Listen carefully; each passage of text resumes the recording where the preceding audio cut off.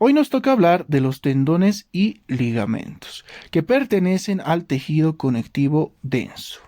El tejido conectivo denso está caracterizado por ser un tejido resistente y poseer elasticidad, el cual se subdivide en regular e irregular. El tejido conectivo denso regular se caracteriza porque sus fibras siguen una sola dirección, mientras que el tejido conectivo denso irregular se caracteriza porque sus fibras siguen varias direcciones. A su vez, el tejido conectivo regular se subdivide en colagenoso y elástico. Colagenoso porque posee fibras colágenas y lo vamos a encontrar en los tendones, ligamentos y aponeurosis que recubren los músculos. Y el elástico pues posee fibras elásticas y simplemente hay pocas estructuras que poseen este tipo de tejido. El ligamento suspensorio del pene tenemos los vasos de gran calibre y los ligamentos amarillos que están a nivel de la columna vertebral pertenecen a este tipo de tejido conectivo denso regular elástico. Y empezamos definiendo qué es un tendón. Un tendón son haces paralelos de fibras colágena. Haces paralelos de fibras colágena, que tienen por objeto unir músculos a hueso. El músculo a hueso están unidos gracias a los tendones. Entonces, vamos a tener que todos los tendones se encuentran envueltos por una vaina que se divide en dos porciones, una porción externa y una porción interna. La porción de la vaina, que es superficial, se denomina vaina externa, mientras que la porción de la vaina que es profunda se denomina vaina interna. Entre estas dos vainas existen lo que se denomina la membrana sinovial, en la cual encontramos los sinoviocitos. Los sinoviocitos se dividen en dos tipos: sinoviocitos A, encargados de la fagocitosis de cualquier elemento que se podría encontrar en la membrana sinovial o en el líquido sinovial, se encargan de fagocitarlo. Y tenemos los sinoviocitos B.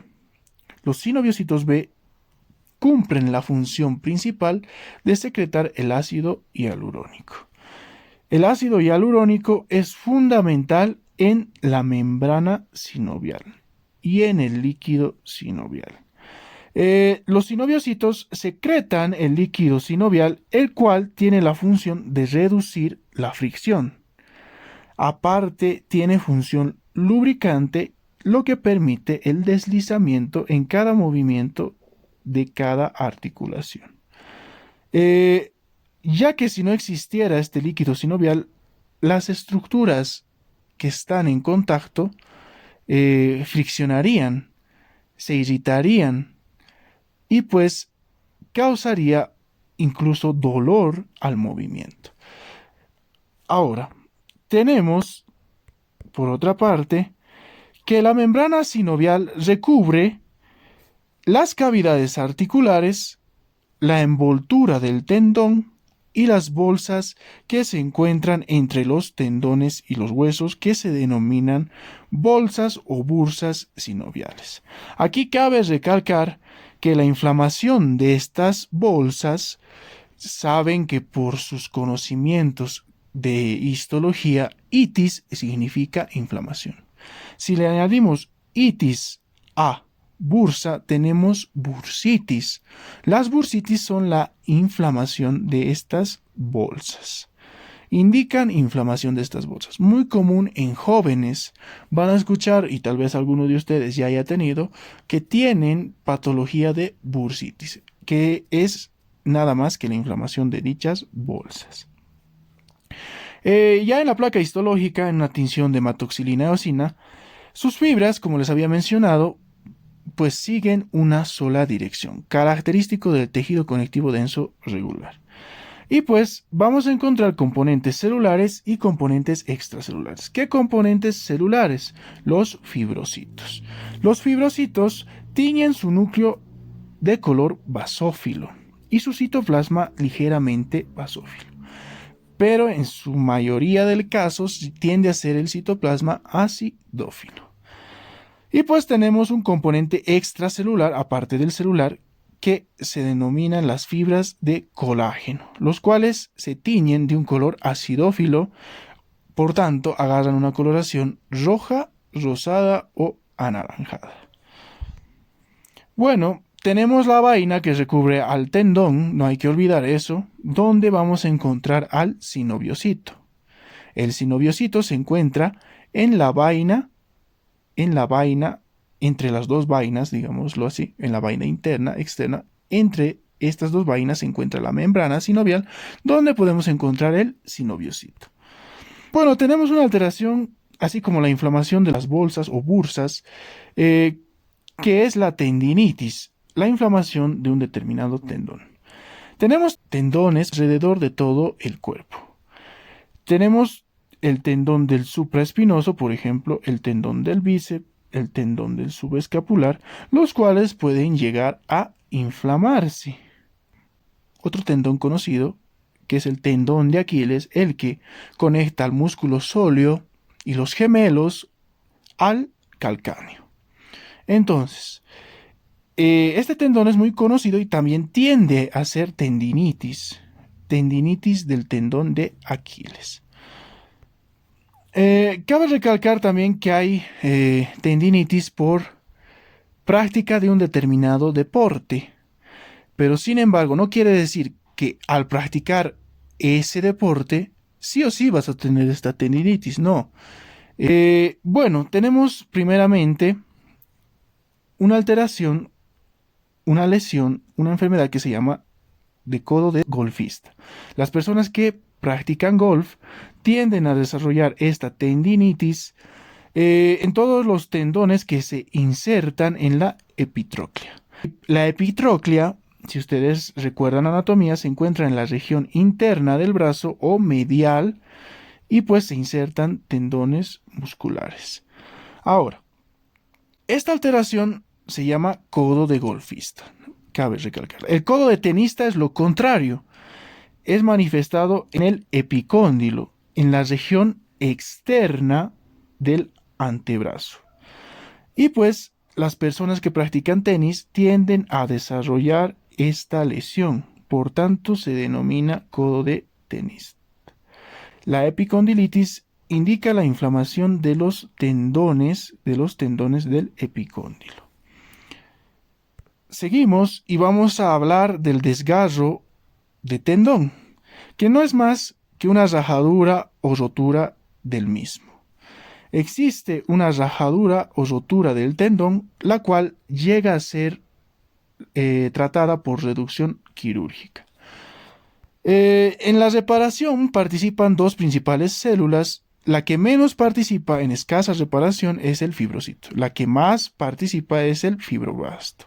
Y pues hay que mencionar que el fibroblasto está en la vaina interna del tendón, listo para reparar dicho desgarro. Algo muy importante que deben tomar en cuenta.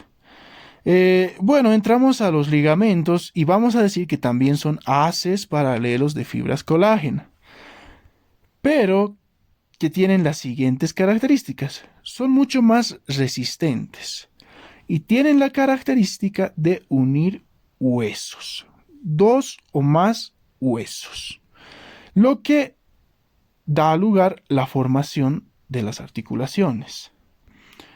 Ya en el corte histológico vamos a encontrar, igual que sus fibras siguen la misma dirección, y hay dos estructuras o dos componentes que hay que identificar.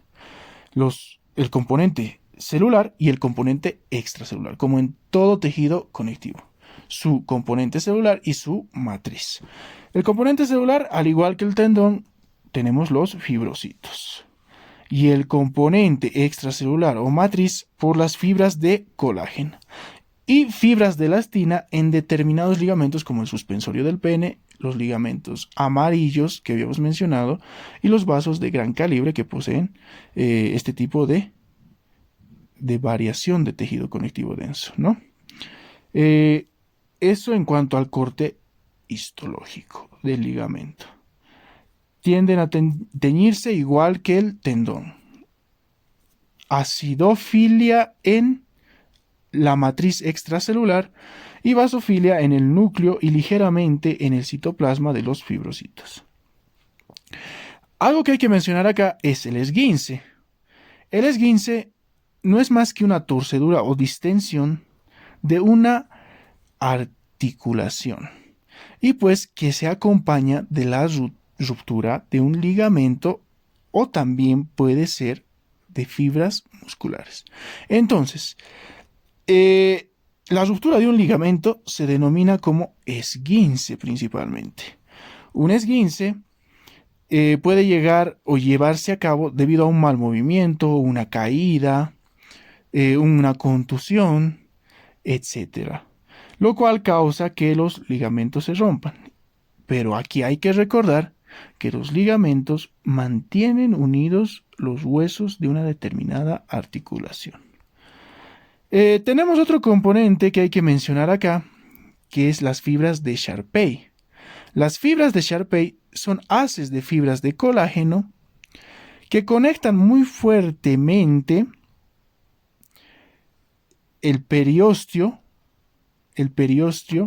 hacia el tejido conectivo denso.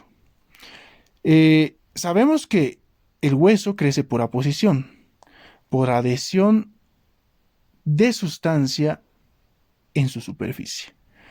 Entonces, teniendo en cuenta ello, tenemos las fibras de Sharpey que van a quedar atrapadas en el periósteo en ese proceso de crecimiento por aposición.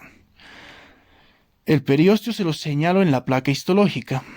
Sabemos que el crecimiento por aposición adhiere sustancia en la superficie del hueso, lo cual le da un incremento en el ancho. Eso es recordar temas anteriores. Y pues las fibras de Sharpey que están ahí esquematizadas por líneas negras quedan atrapadas en dicho periósteo. Debido a ese crecimiento superficial, quedan atrapadas. Entonces, el tejido conectivo denso, sea tendón o ligamento, queda atrapado en el periósteo y esas fibras que están en conexión y quedan atrapadas reciben el nombre de fibras de Sharpey. Algo que hay que mencionar acá, que la inserción de un tendón, ligamento, cápsula o fascia se denomina en términos médicos entesis. La inserción de un tendón, ligamento, cápsula o fascia en el hueso se denomina entesis. Y bueno, tenemos también los sistemas de Havers propios del tejido óseo, los cuales están caracterizados por un conducto de Havers central y pues por los osteocitos dispuestos en lagunas en su periferia, ¿no? Formando todo el sistema de Havers o ostiona que se denomina. Bueno, aquí hay que recalcar la diferencia que existe entre un tendón y un ligamento y empezamos primero con el tendón. El tendón se encarga de unir el hueso al músculo y pues el tendón cumple una función principal en el movimiento. Netamente el movimiento debe tener una articulación como precedente. Ahora, el ligamento se encarga de unir huesos entre sí, dos o más huesos entre sí, lo que forma articulaciones. Estas articulaciones, gracias a la inserción muscular o tendinosa que tienen, pueden llegar a ser el movimiento, que es la función principal del aparato locomotor. El aparato locomotor no solo está compuesto por tendones y ligamentos, ahí entran los huesos, los músculos, etc. Y bueno, recalcarles, en la imagen observamos un músculo con su inserción ósea. El tendón se encarga de unir el músculo al hueso, como habíamos dicho. El músculo al hueso. El tendón, si ustedes revisan literaturas antiguas, lo denominaban músculo blanco, antiguamente. Y pues tenemos por el otro lado Los ligamentos. Los ligamentos se encargan de unir huesos entre sí, como vemos en la imagen. Pueden unir dos o más huesos entre sí. Y bueno, eso sería todo respecto a tendones y ligamentos. Y bueno, si el video te gustó, pues no olvides dejar tu pulgar arriba y suscribirte a mi canal. Subo contenido cada semana, sígueme en las redes. Muchas gracias.